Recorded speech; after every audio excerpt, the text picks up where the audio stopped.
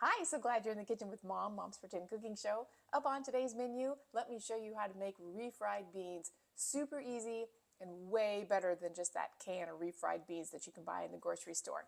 Let's get started. In a pot, you'll empty 2 cans of pinto beans. You don't need to drain them, just put them in. We'll add about a teaspoon of salt and about a tablespoon or so of this Dash Southwest seasoning blend. You can go a little less if you would like, but I like about a tablespoon. And that's exactly what I have left. Give it a little stir, and then we're going to bring it up to a boil over high heat. Once it reaches a boil, remember those are the big old bubbles, you can turn it down to a simmer, about medium or so, and we'll let it cook for about 10 minutes. I'd say my beans are up to a boil. Let me show you what it looks like. We'll give them a stir, and then I'll turn the heat down to about medium or so. We'll let that cook for about 10 minutes. You can stir it occasionally. The beans will start to break down. That's what we're looking for.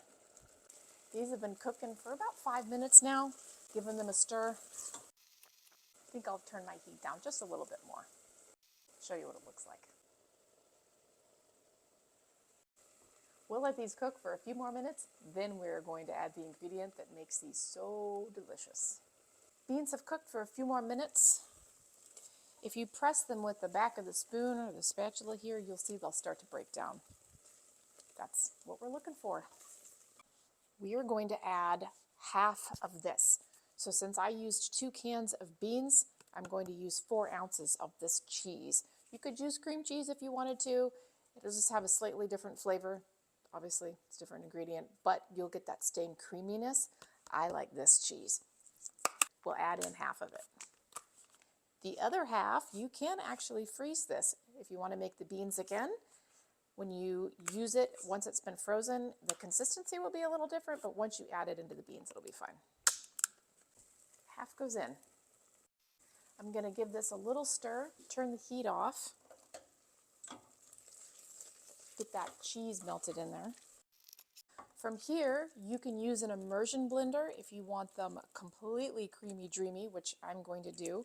If you don't have an immersion blender, that's fine. You can just break up the beans with the back of the spatula that you're using, or you could use a potato masher too. That would work. I'll lean it so you can see what I'm doing. I left a few of the beans in there so they didn't completely lose their identity. There you go. They are so good. Enjoy. You can sprinkle a little bit of shredded cheese on them too. Oh, yum.